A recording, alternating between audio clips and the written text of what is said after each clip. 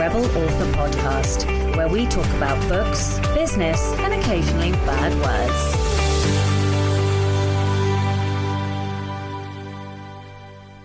Hello, Rebels, and welcome to episode 198 of the Rebel Author Podcast. We are just 2 episodes from the big 200, and I can't quite believe it. Today, I'm talking to not one, but 2 special guests, Julia V and Ken Bebelle. I absolutely adored this conversation where we discussed their journey from indie authors to 6-figure trad authors, and it was fascinating. In fact, they are fascinating. They were an absolute delight to talk to. So I really hope that you enjoy this episode. But first to last week's question, which was, what are you doing that's exciting this summer? Katie Scribbles said, already loving this episode, only a few minutes in. I'm excited and also haunted by my summer plans to shop for a house. Oh, that is exciting. It's not exactly a buyer's market in the US, so here's hoping, fingers crossed. This week's question is, how do you rest? And no idea why I'm asking that. Okay, the book recommendation of the week this week is Cinderella is Dead by Kalynn Bayron. I am listening to the audio of this and it's very feminist. It's, I think it's like young adult fantasy. It is set around a twisted version of the Cinderella fairy tale, and it is fantastic. It looks at the oppression of women. It looks at, you know, like what it takes to rebel, conformity, things like this. And like, it looks at all of those things in a way that like is not like through the expression of the fantasy world. It was fascinating for it to be so richly thematic and still so enjoyable. So yeah, really, really loving listening to that. So in personal news and updates then, well, I think we all knew this was coming. So I believe that last week I had mentioned that I am tired. I ground to a halt, like full-on physical halt. I have taken a month off boot camp. I won't be going back to boot camp until after the holiday. The reason for that, and not everybody needs to know my ailments, but basically I trapped a nerve in my back on Friday. That kind of loosened up by Monday, and I was like, oh, I'm going to go back to boot camp. Pulled my trousers up, trapped a nerve between my shoulder blades. At which point I was like, okay, having only just been to the chiropractor, maybe I might be really physically tired as well as mentally tired. So I went to the chiropractor, and the chiropractor also bollocked me and was like, this is all the stress and tension in your neck. You're just going to make this happen again unless you slow the fuck down. So I was like, all right, everyone, I fucking hear you. So I haven't done a huge amount this last week. I have worked. Of course I've worked. Like, who are we fucking kidding? I have worked, but I have done considerably less work than I would normally. Like, basically, I'm just doing the essentials, and I have managed to re-outline my book.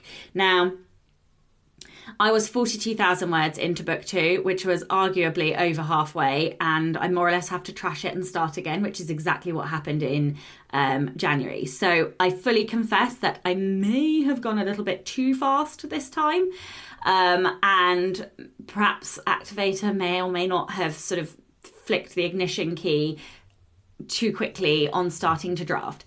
So I have a coaching session today. So look at me being all honest and confessing. And I'm just going to ask my coach, like, how do I not fuck this up again?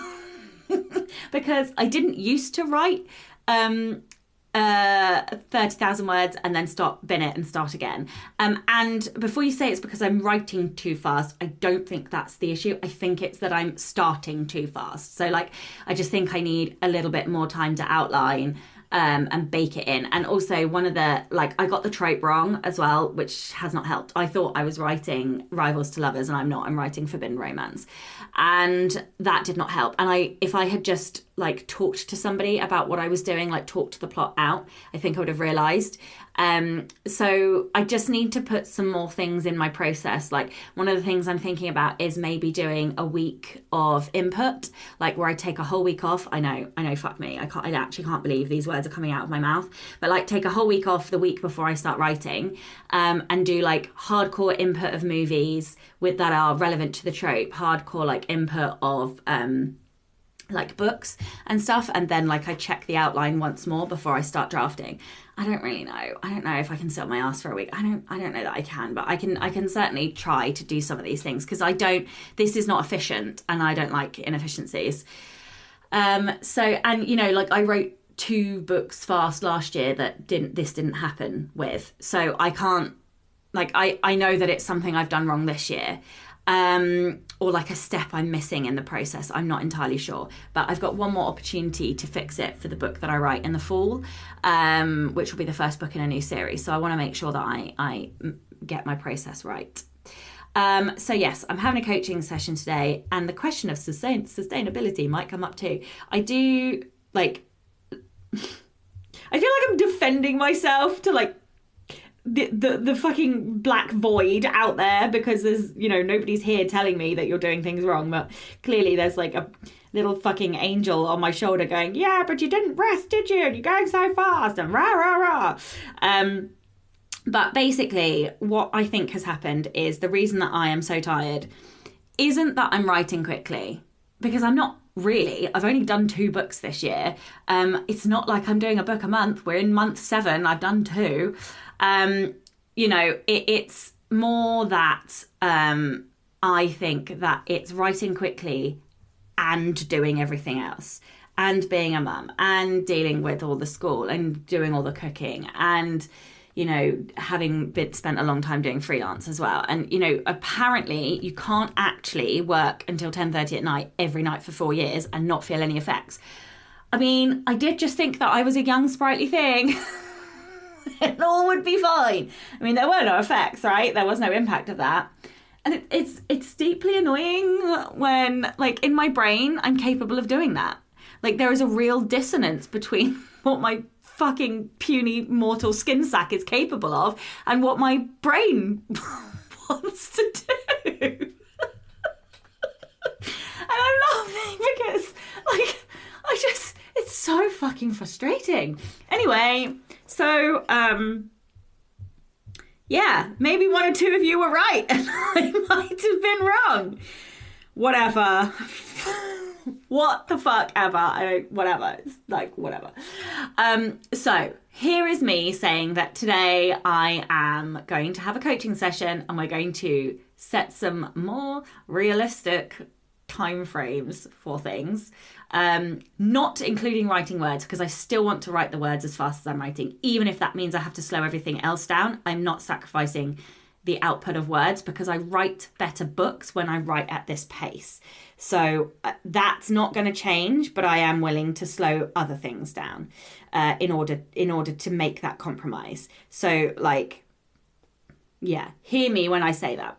Anyway, so I now have a bit of a choice, because I'm in London on Monday, and there's like I have like my podcasting day and stuff. I've only got like 4 working days, and so I'm trying to decide what to do before I go away, because really I'm going to have to more or less start again with this book, and I don't really want to start and then have to stop for holiday and then have to come back and reread everything, and you know.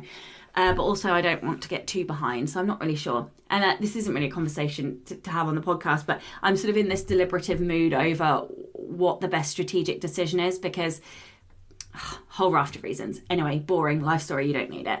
So I don't know what I'm going to do this week. I don't know how to update you, because I'm going to make that decision later today. All right.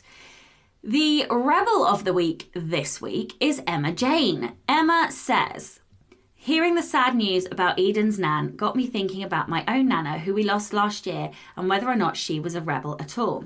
I thought not. She had an interesting life and did and saw some incredible things, but she was always very sensible. except for when she was a little girl.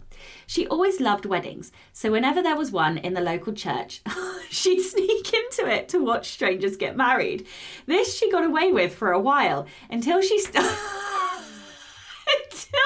started sneaking into the wedding photos too. Once the vicar cottoned onto this, she was banned from attending any more weddings uninvited. It makes me smile to think that my nana is in random people's wedding photos. She's the original wedding crasher, sending Eden and their family love in this difficult time. Oh my goodness me, I absolutely love this story. I would love to know, like, did your nan just love weddings all her life? Did she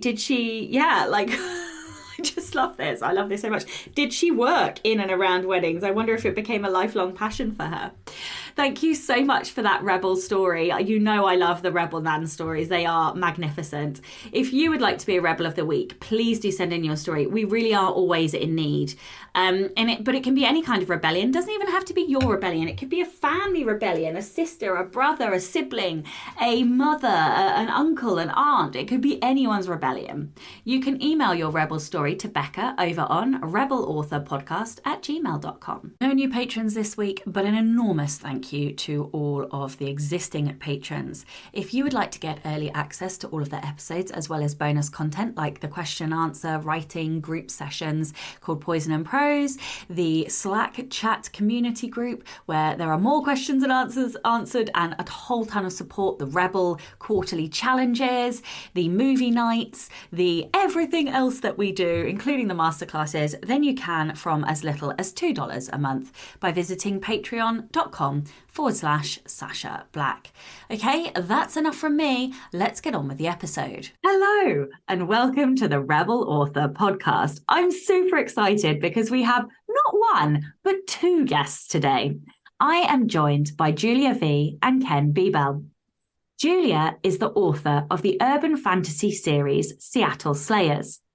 Julia attended UC Berkeley and majored in Asian Studies. By day, she is a trial lawyer in Silicon Valley. She often writes with co-author Ken Bebelle.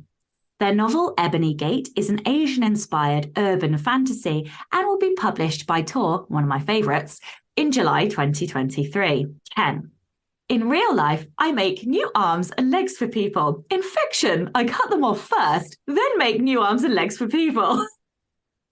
I have to ask all about this. So tell me a little bit about what arms and legs you're making, first of all. I got into prosthetics because I was just obsessed with Star Wars when I was a kid.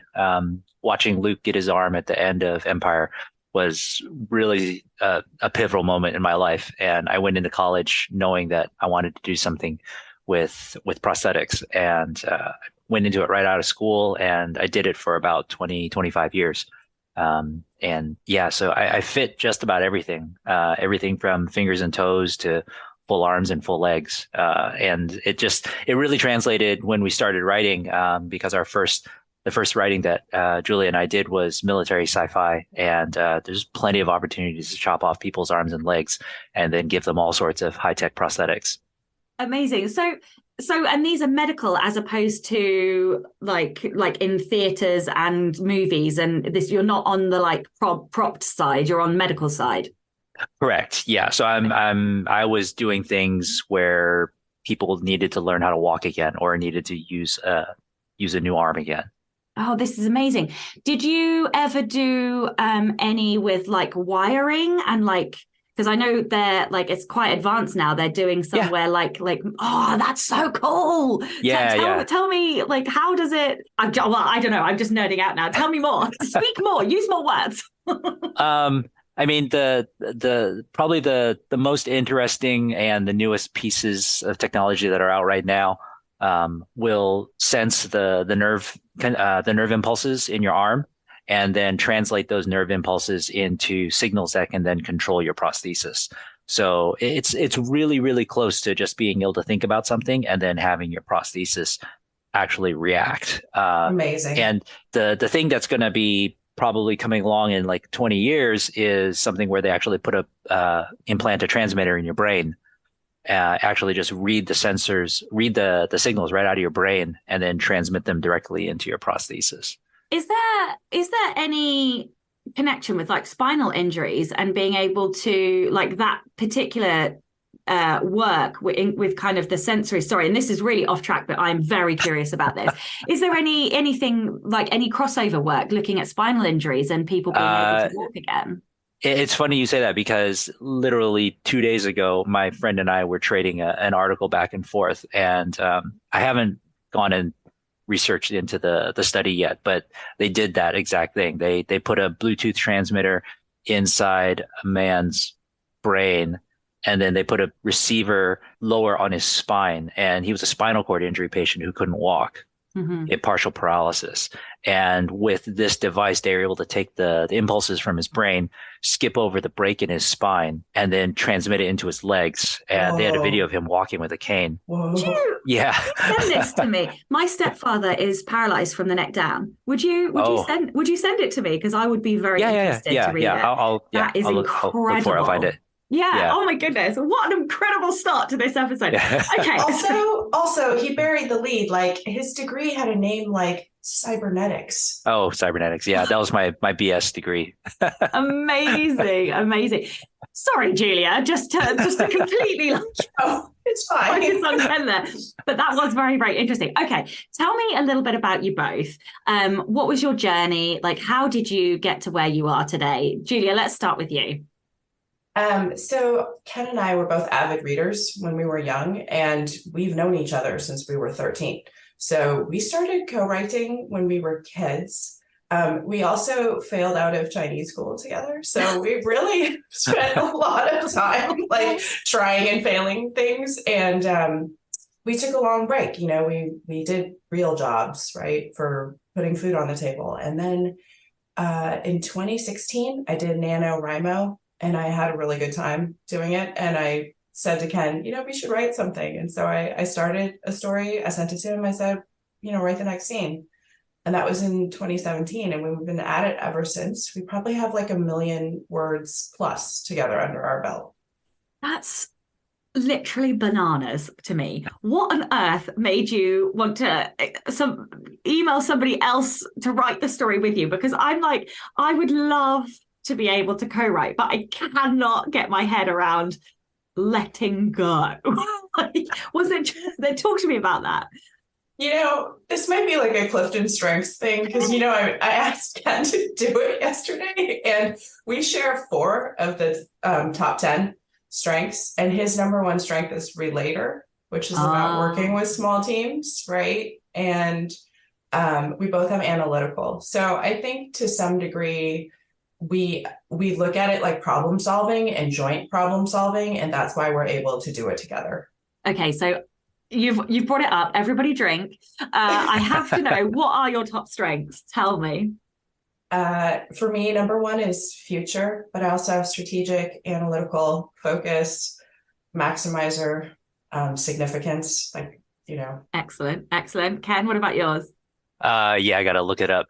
But it is number 1 is, as Julia said, is relator, and then deliberative, responsibility, analytical, and arranger, which after I read through it, I was a little disappointed because I think it says I'm perfect for middle management. Oh, so no. I'm glad I got out of my job. That surely not.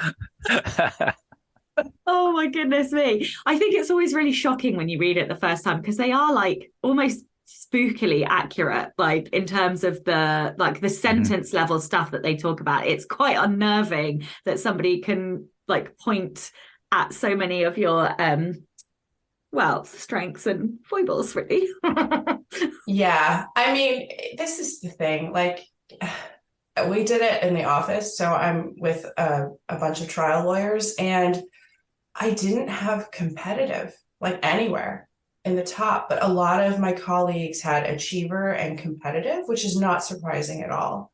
And so I think for me, I realized, I guess the substitute is significance, right? Like, yeah, I mean, the strategic has elements of like competitiveness as well. Mm-hmm. There's quite a few strengths that have like elements of it. And I think, and also there's a difference between like competitiveness and competition as a strength. But yeah, it is always really interesting, especially like if you're in an environment and you like pick up like the traits or mannerisms of the group, and then you're like, wait, and then but obviously like it can come back. And I'm not a coach, everybody knows that, but you know, it is interesting to see like how it all like works together. So talk to me about the fact that you started co-writing at 13. Like, what? Like, and also, how have you not killed each other over this many years of like working together? Like, I know you've mentioned the strengths, but like, what has changed or evolved about your process? Like, how is it that you two work together? So, the very first collaboration we did was, I don't even remember how it started.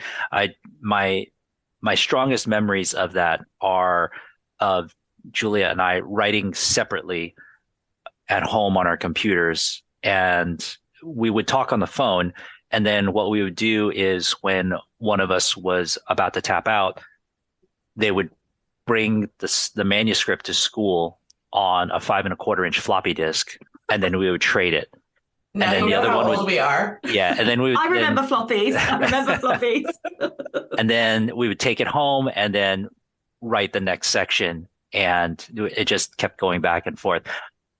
And honestly, that's the thing that I remember about it is that part of the process. I remember what the story is because I still have it. My mom actually has the only printed copy. And I think she's the last living person who will ever read that story. Um, but I don't remember like how we got started. I don't remember like how we talked things out. I do know that we won $50 from that story in a contest. So it was, it was pretty successful. But actually we didn't collaborate on much else until Julia pulled me in after she did NaNoWriMo. And now our process is, I think it's probably very different because we collaborate on Google Docs. So there are a lot of times where we'll be writing and we'll actually be writing in the same paragraph at the same time. We've also written the same sentence at the same time in separate paragraphs. It's crazy. What the fuck?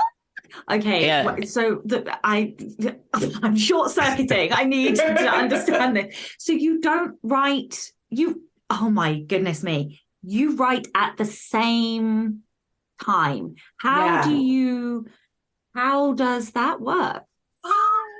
Well, when we started, we both had kids at home. He's an empty nester now, but like evenings were a natural time that we would both write. So that's why I switched from Scrivener to Google Docs so that Ken and I could work in the same manuscript, right, at the same time. And we do a lot of our ideation on the telephone. So we'll talk several times a week, and we have brainstorming documents where we keep like our thought processes outside of the document. And then when we conclude our writing session for the evening, a lot of times we'll throw in some bullet points like, this is what I think happens next. This is what I want to cover in the next scene.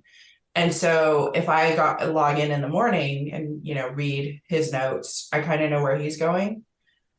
We do plot, but we find that we write a different book than what we plotted out. So I wouldn't say that plotting helps us like that. So I'm really fascinated by the writing at the same time. How did you know who was going to write which bit? That I don't know that we have a really good answer for that, other than it's just organic. I think the times where we're literally writing at the same time, what will happen is one of us will be ahead of the other one, and then the person who's behind will follow behind and actually edit as we go, add things in, maybe flesh a few things out. I know when I write, I tend to be very, very plotty, and I like to get people from point A to point B. I want this person to punch that person on the way, and Julia will come in behind me and she'll fill in all the feelings and the emotions and really flesh out the manuscript as we go. There'll be times where I'll be writing and I'll get to a section where I know I need to describe something, but I can't visualize it for whatever reason. I'll just put brackets in. I'll say, I need to describe this place or this person. and then sometimes Julia come in after me and then just fill that in. And if it's the other way around, you know, Julia will do the same thing. She'll block certain things out and I'll just come in behind.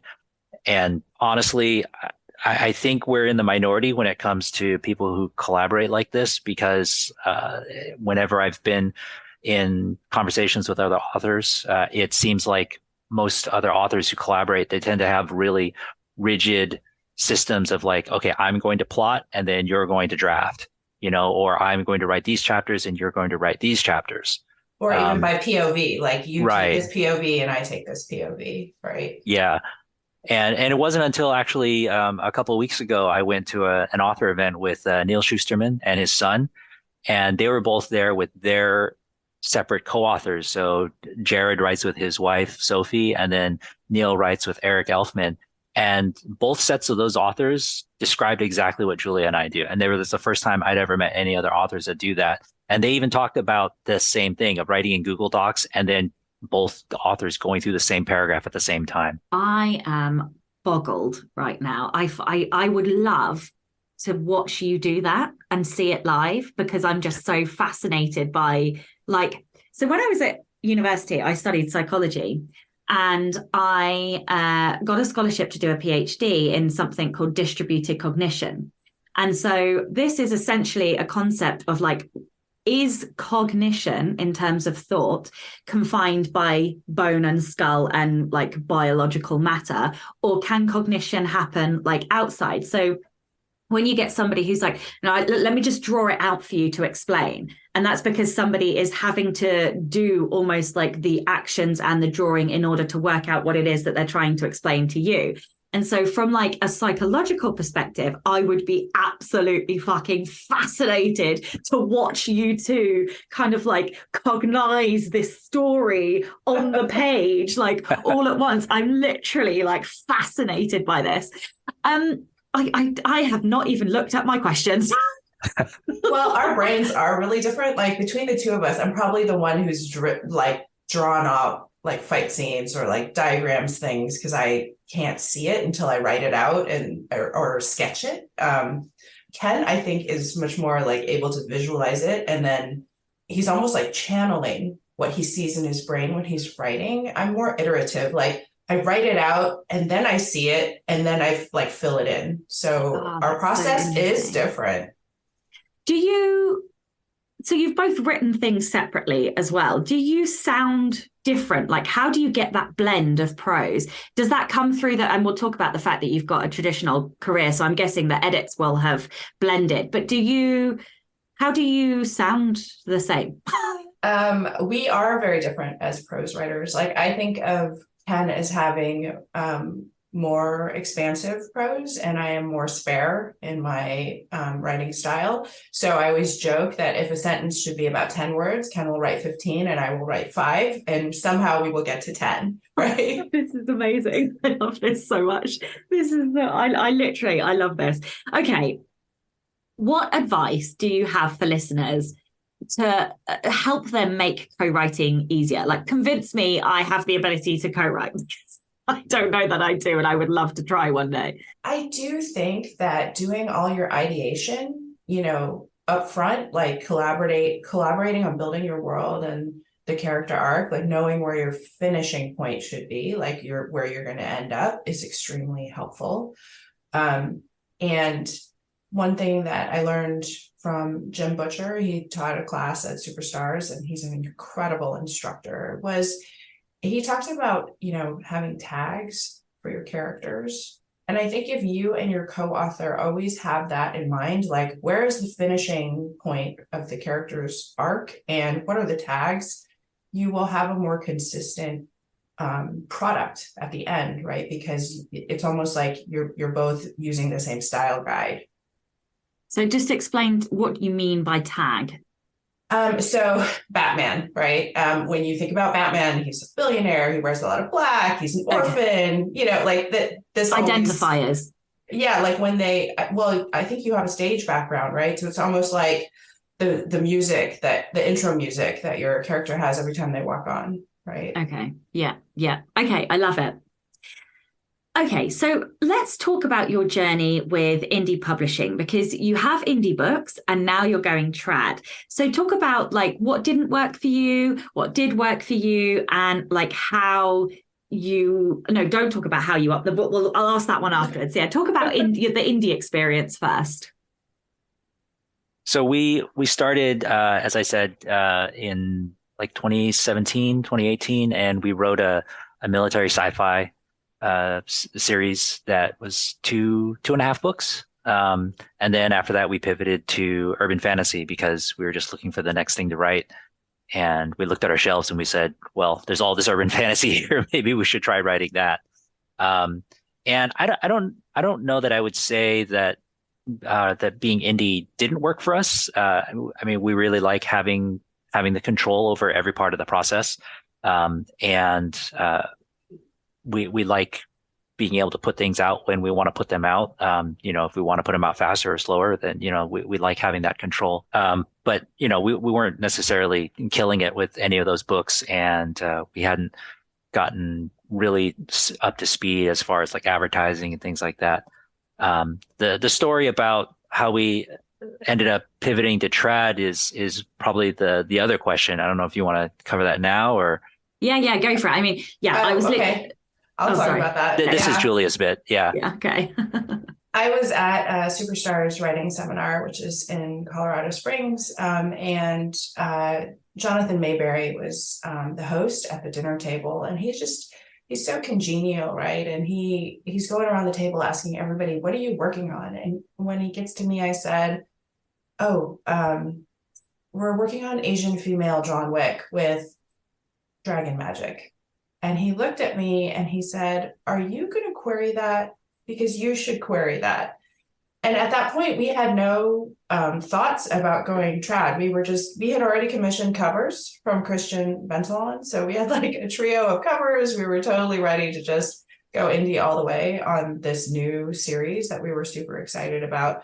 But I called Ken and I said, well, Jonathan Mayberry said we should try to query. And we knew nothing about querying. We had never done it. We were not the folks that had been in the query trenches for years and years. Like you hear those stories of people really working to land their agent. We were like completely ignorant, and we had to read a lot of Query Shark online to figure out how to do it. Actually, Ken did most of that.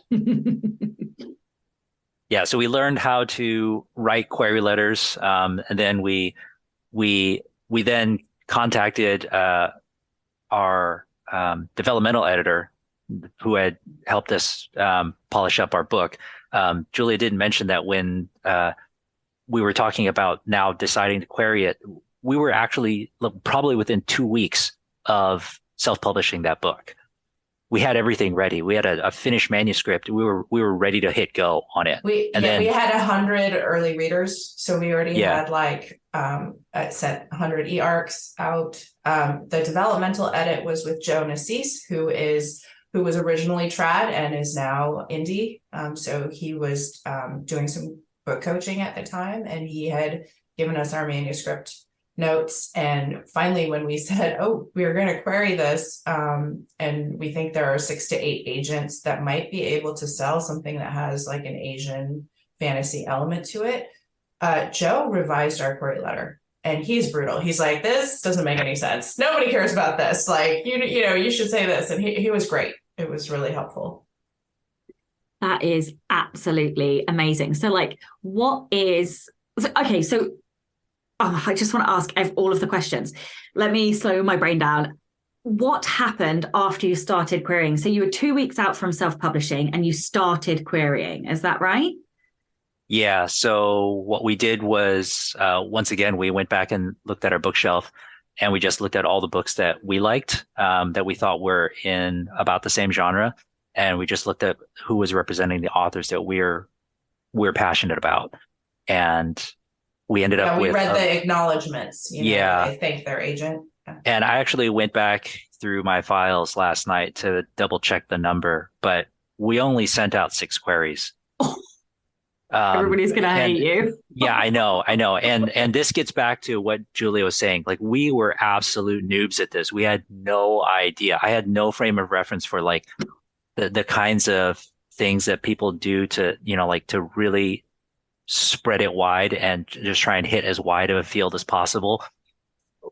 I think we were going into the query thinking if this doesn't work, we're always going to fall back on just indie publishing it. That was our original plan, yeah. right? So plan A was, hey, we are going indie on this new project of ours.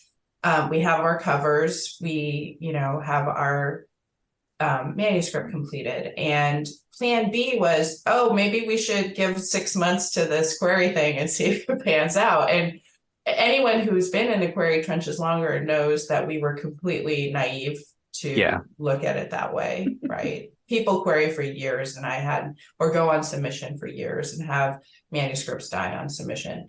But, one thing I tell people is because we were focused on indie publishing it, we did have a very complete package. So when we look at like the numbers, our agent told us that she only has limited reading periods during the year where she's open to submissions, right, or queries. And she said she had 864 queries during our reading period. That's where someone sends the letter, the synopsis, and like a chapter. And she requested 5 full manuscripts. So we were one of the 5 people who gave her a full manuscript.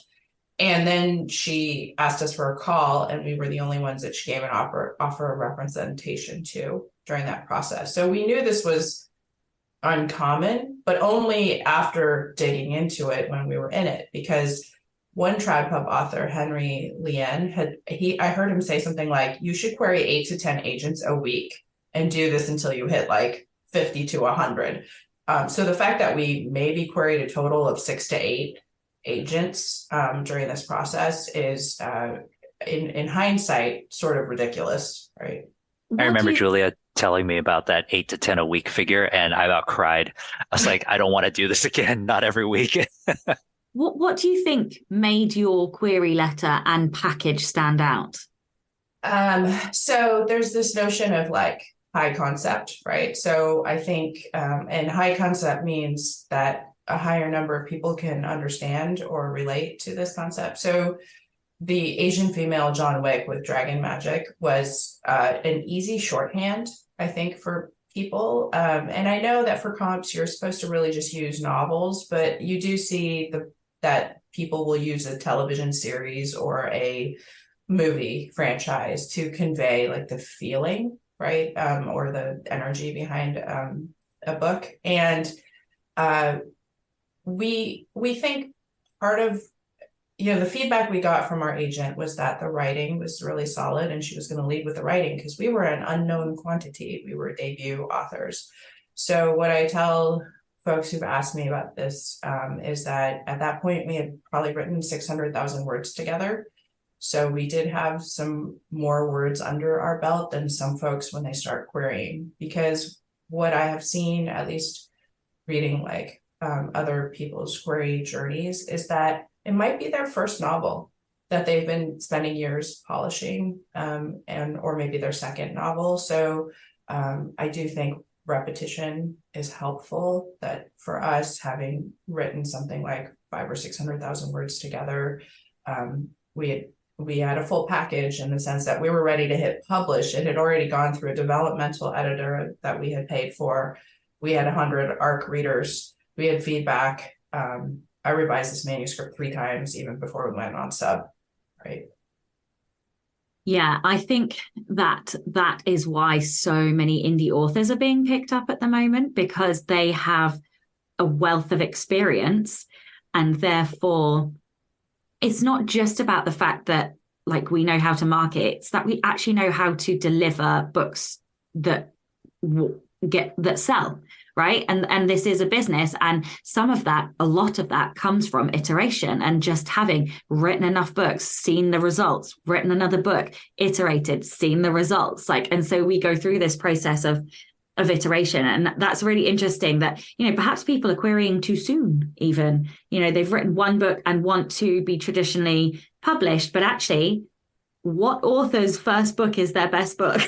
In what world is that ever the case, Exactly. I mean, I think Joanna Penn a couple of years ago talked about that experience of going back and editing and revising very thoroughly her first 2 or 3 in her largest series, right? And it's because we all understand that after you've written 5, 6, 10, 50 books, like your first books feel very different, right?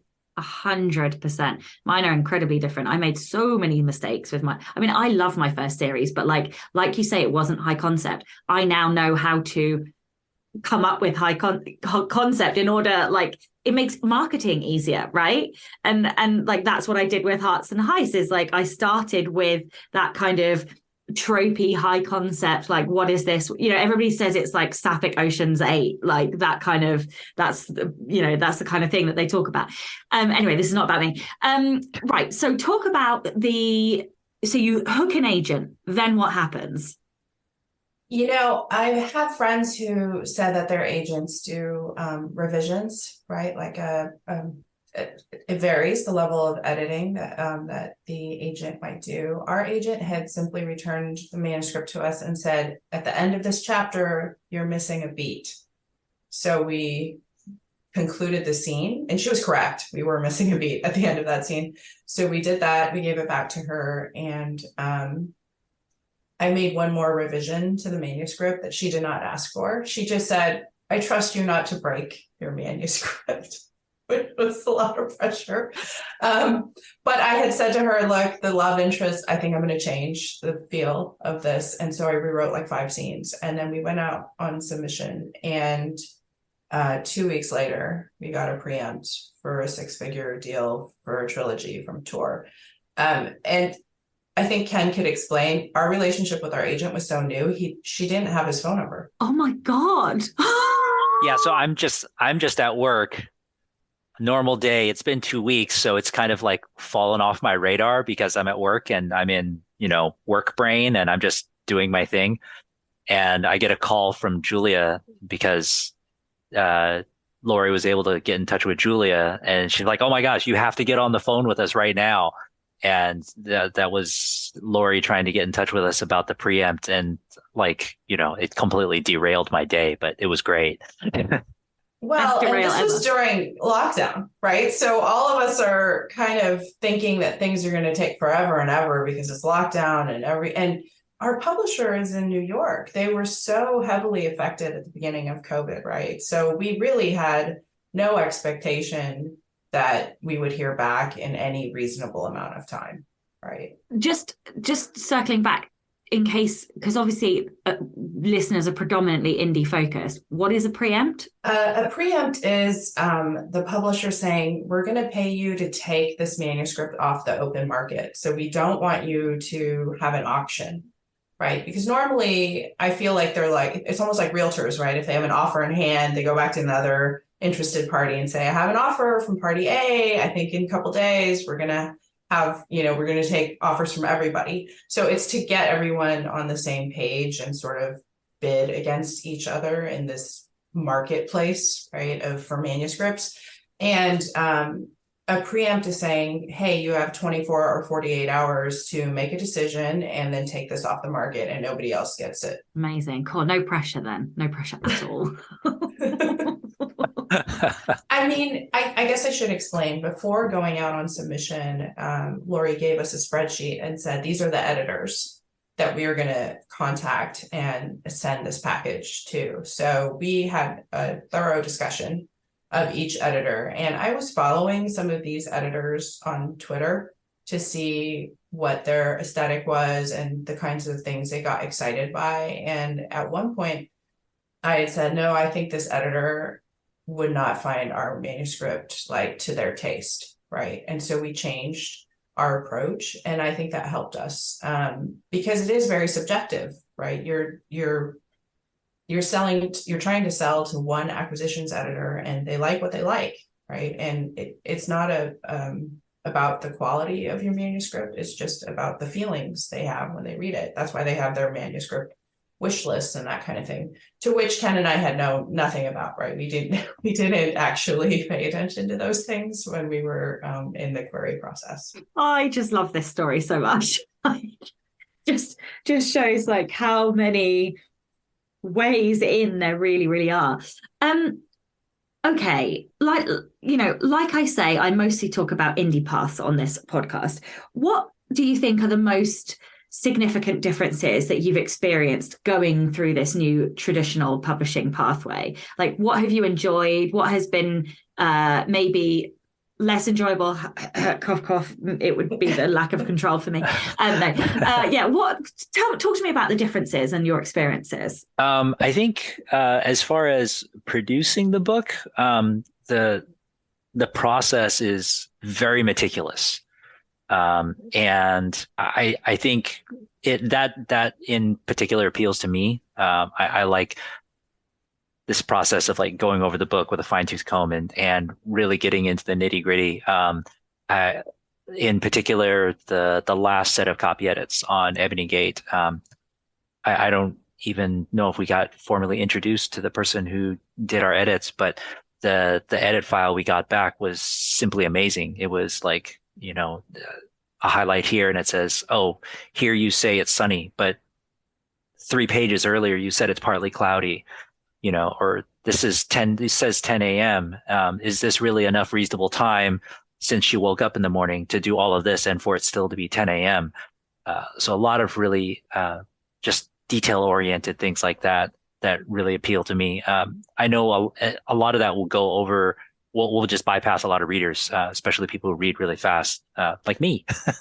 But I really appreciate that attention to detail. And they apply that same attention to detail to the physical book itself, which is something that I don't think was on Julia and I's radar when we were initially planning on indie publishing this.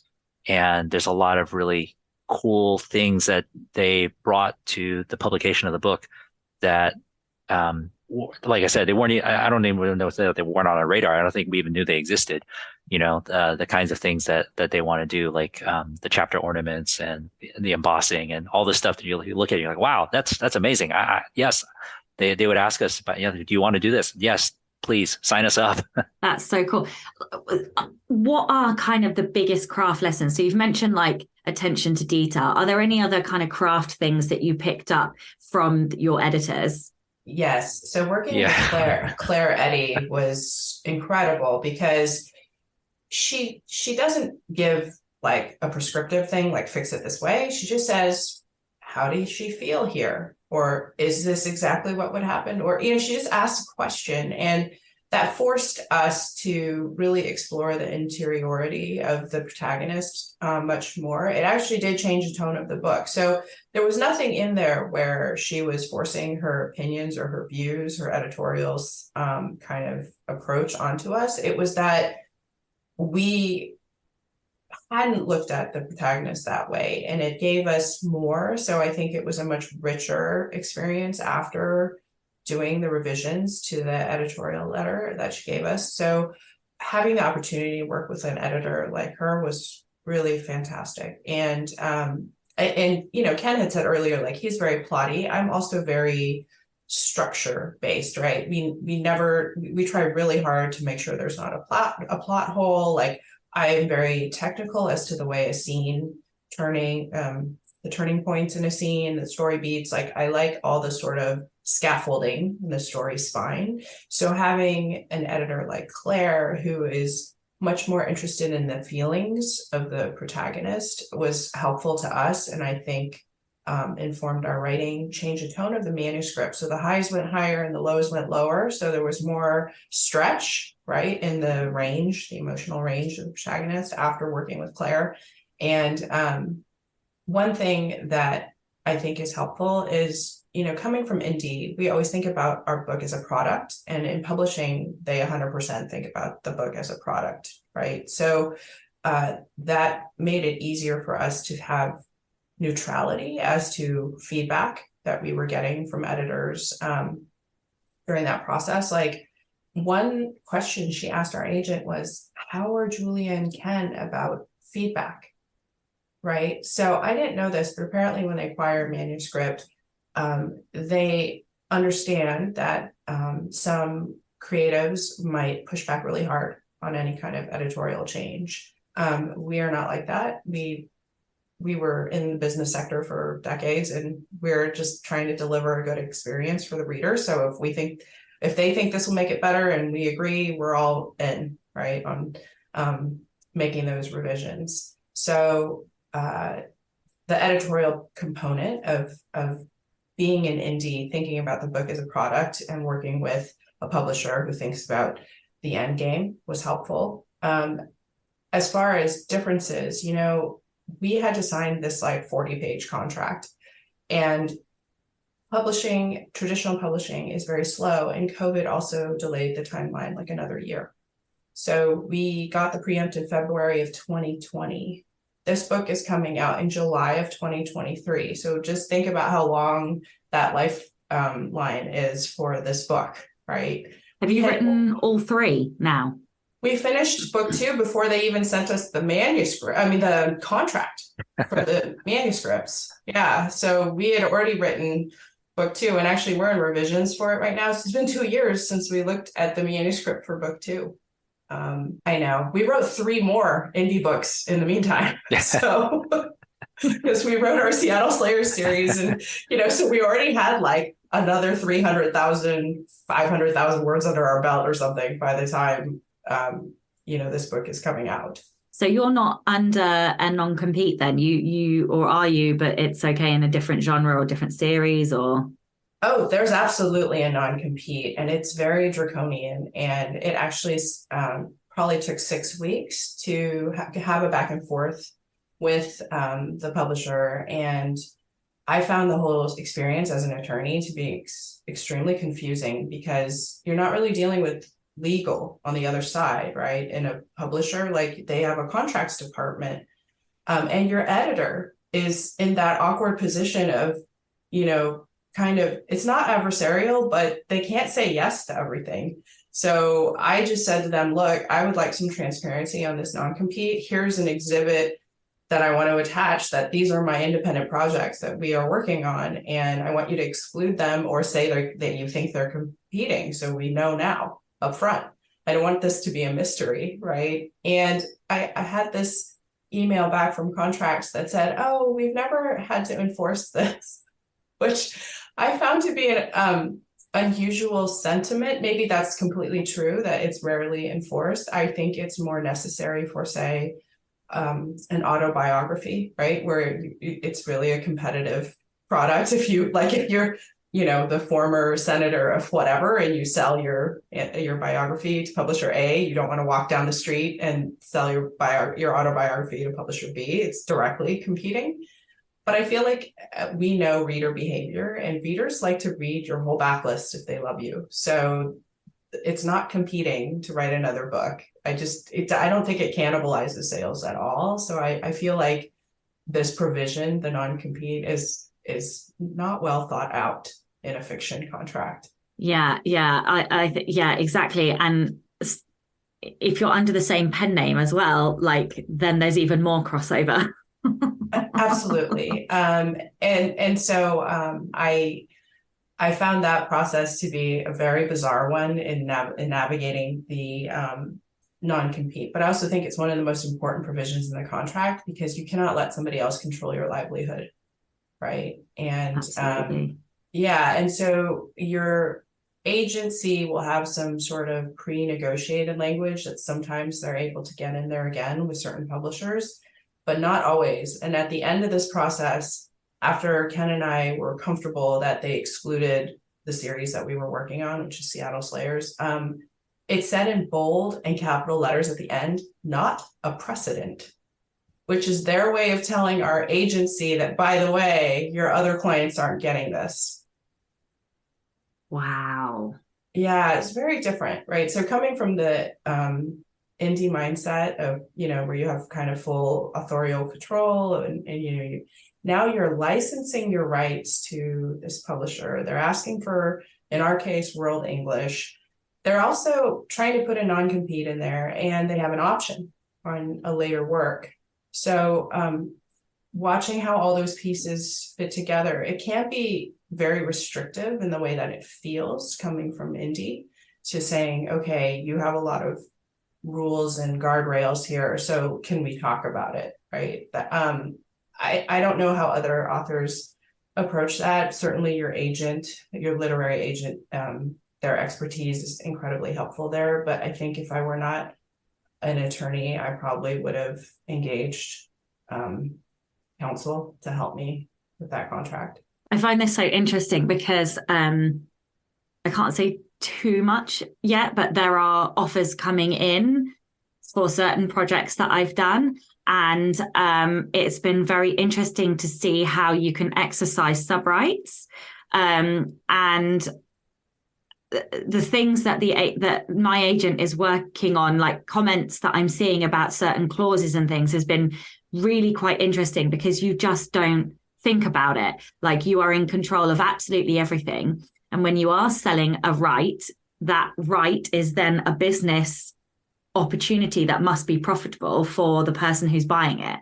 So it is like it's a really interesting lesson in business. And that kind of like that is my next questions. This is a great segue, but like, what have you learned about the business of writing from this experience of working with traditional, like, and the traditional pathway that maybe you didn't know as an indie, or maybe you did, but it's been reinforced? I don't mind. I think Julie and I were just talking about this yesterday, about the lead up, right, to launch, and what the kinds of things that trad does to put things into place on the way up to the launch of the book, and how, a lot of those things are, it's not hard for indies to do, but maybe it's not necessarily on our radar. We get the book done, and you package it all up, and you get the cover on it, and it's like, wow, this is great. Let's get it out there. I spent so long writing it. Now I need to put it up there, start running some ads to it, get it to start making some money. But instead, ostensibly the publishers had our book in a relatively finished state for a few months now, but we're still kind of in this long lead up, and there's this, this effort to do NetGalley campaigns and reach out to influencers and things like that, and just try and build up as much hype about it as possible, so that when it does land in the stores, it makes as big a splash as possible. And I think that's, Julie and I were just talking yesterday about how we're gonna try and adapt some of those things to what we do on the indie side, to try and mimic some of that. We know we can't do all of it because we're not a big fish like Tor, but we can do the things that we can do. If that means printing out a bunch of e-arcs or printing out a bunch of paper arcs and, packaging them up really nicely and sending them out, that's not outside the realms of reason. Yeah. I mean, I listened to your episode about how you built up launch for your pen name, and I do think that romance authors are definitely on the forefront of doing all those things. I know I've seen Carissa Broadbent really focus on beautiful books, right? Just these gorgeous hardcovers that she sends to influencers. And I do feel like it is within the ability of indies to do this long lead up, right? But I think it also comes back to what type of author you are. If you are, hey, I like to write a book a month and, feed my hungry readership and just get it out there, that's fine, right? But if you are maybe writing 2 to 4 novels a year and you have some bandwidth to reach out to influencers, set up a NetGalley campaign, talk to librarians, there's a lot of PR that happens on the TradPub side that I don't know that I really understood until now. And I know that you said that your print sales were really unusually high for an indie. And I think that's because you were mimicking those TradPub engines that we see right now. Yeah, I think this is so interesting because I'm almost shifting from 2 to 4 a year into the more frequent amount of books. But that is also because my processes have changed and I've naturally sped up rather than wanting to mimic a rapid release, because I don't really like rapid release, because I don't really like launching, if I'm honest. I just want to sit in my office and write all day. But we have to launch the things that we write. So I'm stuck in this place of almost cognitive dissonance, because on the one hand, I'm physically writing faster and could probably, I think next year, potentially, theoretically, I could write a book a month at the pace that I write, but I can't do that because there's so much that comes with launching. So like I'm in this space where in my head I want to act more like a traditional publisher and do a short print run and box things out and send them out, but actually the pace at which I write isn't conducive to that. So I'm having to now reassess what I can systematize in the back in order to make the pressure of a launch less, but then also look at, well, maybe I do 2 to 4 big launches a year and then some lesser launches, and those books just become like immediate backlist almost, just because otherwise I'm like in this constant state of like push pull, because there is only so much time. And if you do write faster, you literally cannot run that many massive launches a year because unless you've got staff.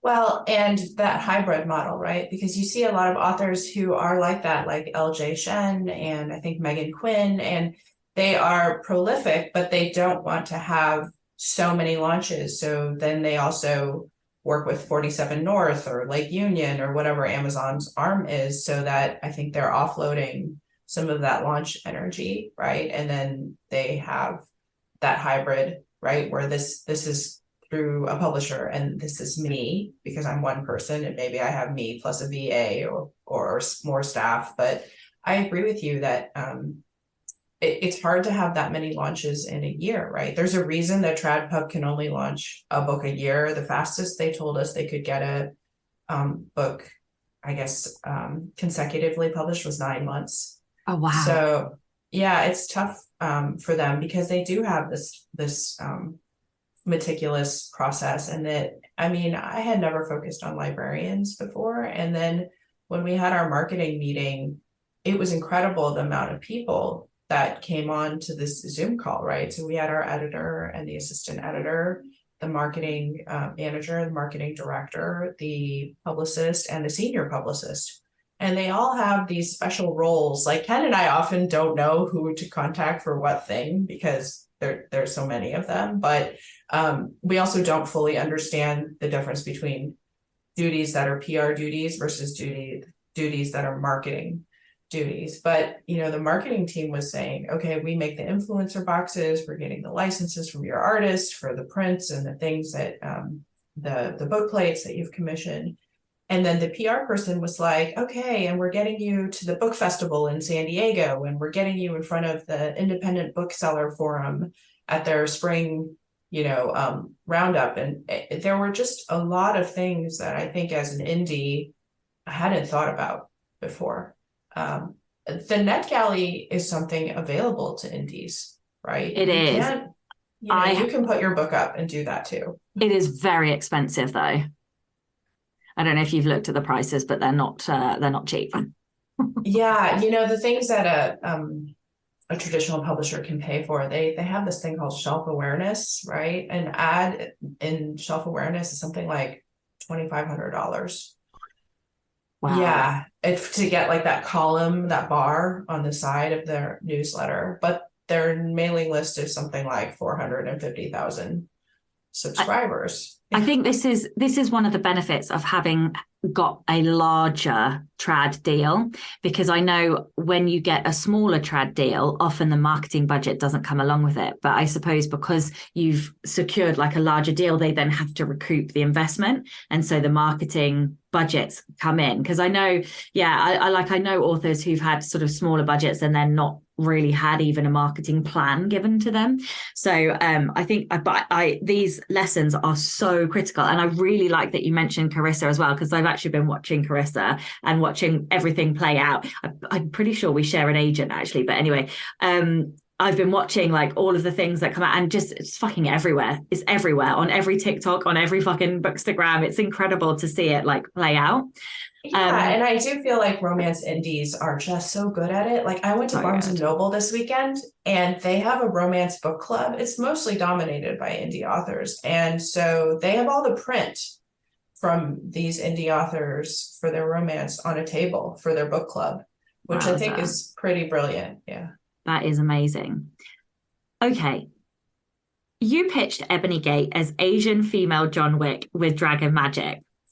How did you blend your own culture experiences into the world building while also keeping to like urban fantasy genre expectations? Like, what are your world building tips here? I think when we first started writing this, we knew we wanted to do urban fantasy, but I think Julia and we were just tired of seeing everything being vampires and fae and werewolves, right? And we wanted to use this opportunity to try and bring the kind of stuff that our parents knew and taught to us when we were kids and put that into the manuscript. And we really like the idea of these Asian dragons, which are really different from Western dragons. And so we said, well, what if we have people that are sort of like descended from the dragons, right? And then how does that all play out? And our world building is we're very practical people, Julia and I, and everything has to make sense for us. And like she said, we do a lot of work to make sure that we don't have plot holes, no obvious errors.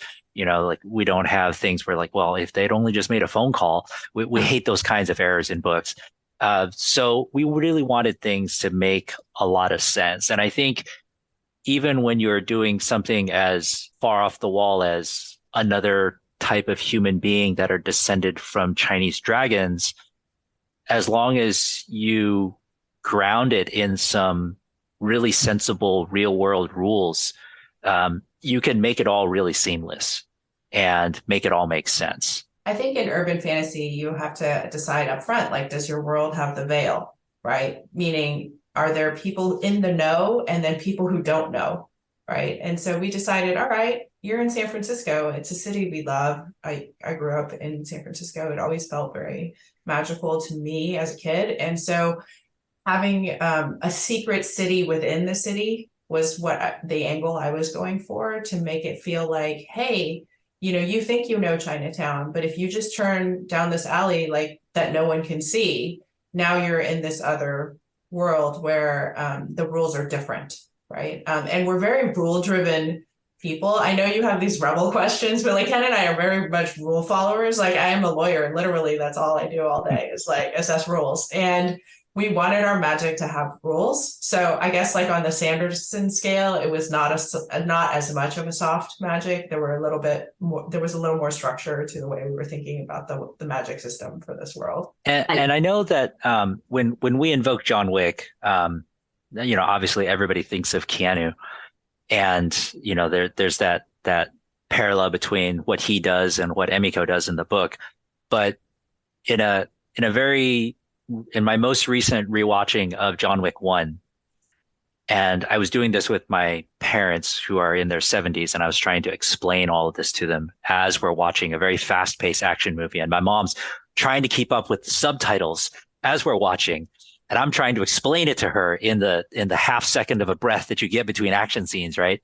and I realized that for all of like the imagery of John Wick as a person and as a character, I think the thing that we really brought to the book from John Wick that I identify most with is this idea that, like Julia said, like you turn this corner and if you go through this door instead of that door, all of a sudden things are really different. And especially in John Wick, and we did this in Ebony Gate too, this idea that there's this whole other set of people that are living right alongside you, right? But they've got a wholly different set of rules that they live by, a whole different set of societal norms. And they don't really give an F about what you think is normal. They're going to live by their rules. And once you fall into that, then it's like, you know, game over. You gotta play by their rules. And I think that's what we like. That's what ultimately the core thing that we took out of John Wick and adapted for Ebony Gate. And it's the Emiko's family, right? The Jaren, like these people have their own set of rules and laws that they live by. And that tension of Emiko trying to find her way in between both of those worlds.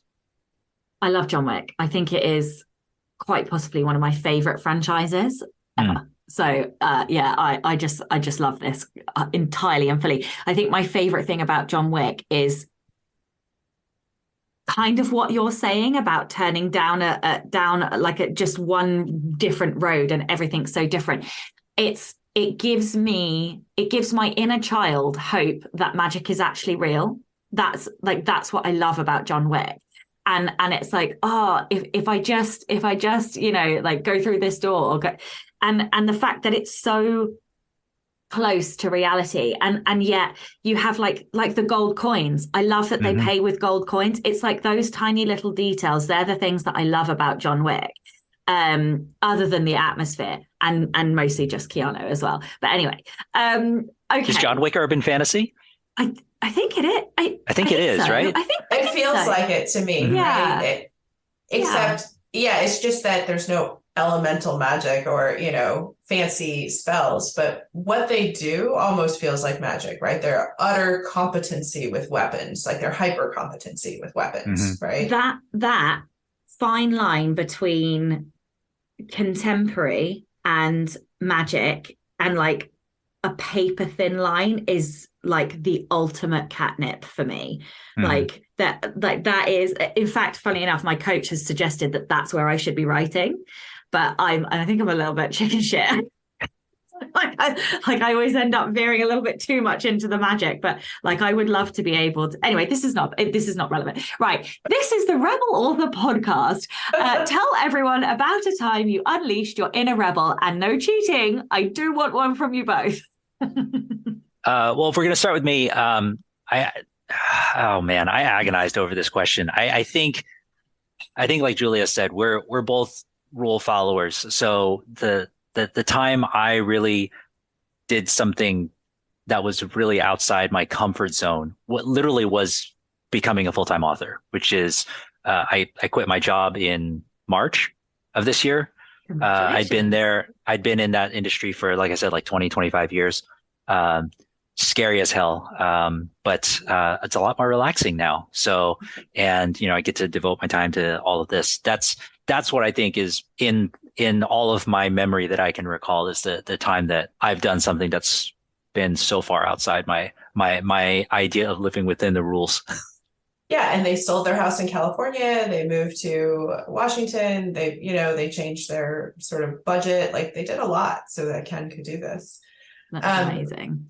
For me, I had said to Ken yesterday, I never break the rules, right? Like I am not a rebel. Like I am absolutely a rule follower. And then I realized, no, that's not true. I will always break the rules for my kids. So I homeschooled both the kids at various times in their life. And I took so much flack from both my in-laws and my parents. And to some degree, society, like they look at you a little bit like, oh, your kids are homeschooled. Like, there were good reasons for us to do it, and our kids were happy that we did it. And I felt like that was one of the rare circumstances in my life where I would say that I felt nonconformist, right? I've said to both the kids, you don't have to go to college. Your path to success doesn't have to look like mine or your dad's, right? I want them to find their own passions. So that is probably more about me feeling like that's how I nurture them, is to tell them they can break the rules. Right? Oh, no, I love that. And there is no better reason to break the rules than for the people that you love. So I think that is absolutely amazing. I have absolutely loved this interview. Thank you both so much for coming on. Would you like to tell everyone where they can find out more about you and your books and anything else that you'd like to add? You can find everything about our books at phoenixhoard.com. Phoenix is PhoenixHoard.com.